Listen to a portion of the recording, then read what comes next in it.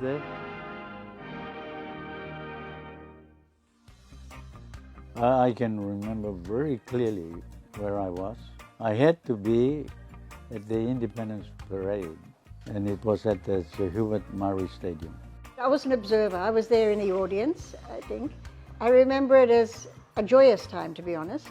I know that every man, woman and child of our new nation shares this moment of pride and happiness. The night before, of course, possibly 1 second past midnight, he declared that Papua New Guinea is now an independent nation. So the next day, we all had to get up early. So I was right there when the flag was lowered on that day. And I can remember we did not tear the flag down. In most newly independent countries at that time teared the flags of their masters or colonizers down. Papua New Guinea didn't. And I remember some people were crying. Papua New Guineans were crying. I didn't cry, although I was an Australian citizen at the time. But it was a very moving ceremony.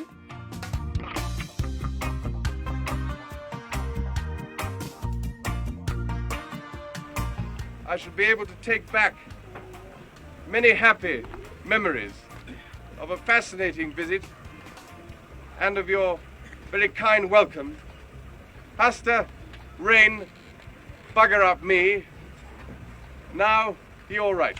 Many countries had to fight to get their independence. I think it was very wise, the Australian government at the time, to allow this young nation to become a nation.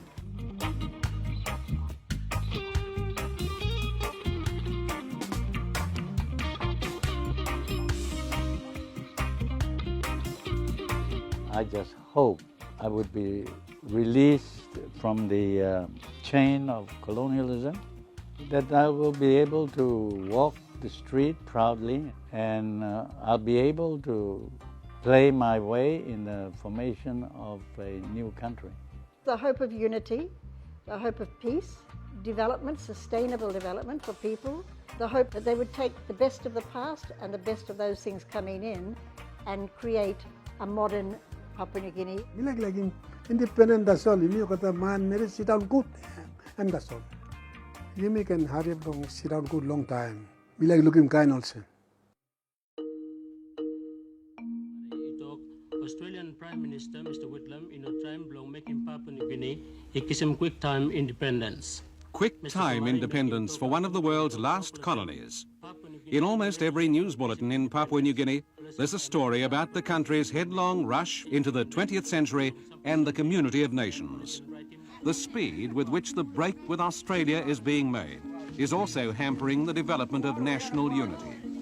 We had coastal areas near the urban centres that had had a couple of 100 years of contact and missionisation, colonisation, learning about a new form of government for large-scale societies.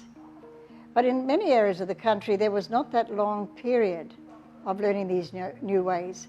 And so we had a country at very different stages of development, political and social development. So we had a very complex set of circumstances to deal with. Our laws originated from all kinds of customs, so diverse, speaking over 800 languages. We are a very diverse country. So the future of Papua New Guinea must be constantly adjusted to meet changing times.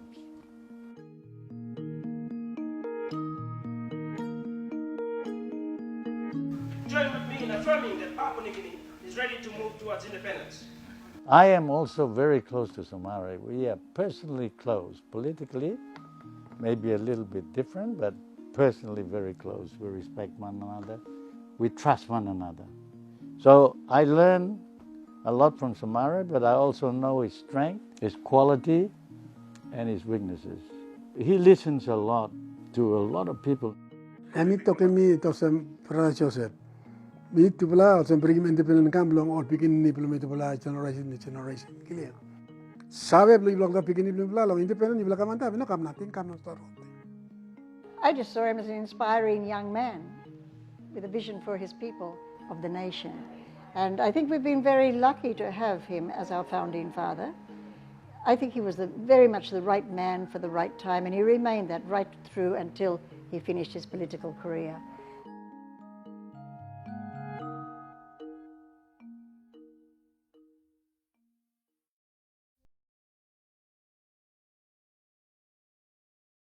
Fruits just don't grow. You have to fertilize it. Nothing comes free. Everything must be earned and earned properly through hard work. Independent meaning also yumi sanap lo yumi yet. Papa mama bla bla. Kara ni bla punta sa ground, ni bla mas come up independent ni bla sanap. Bila looking Papua New Guinea must come up. Come and up. And ting ting belum. Post-independence, people said we were going to fall apart. As you know, many people left. They thought this is the end of Papua New Guinea. After all the predictions of doom and destruction that were going to happen to this nation, young nation, we didn't completely disintegrate. We have not yet, and I hope we never will. But it takes time. We are the most resourceful country on this planet.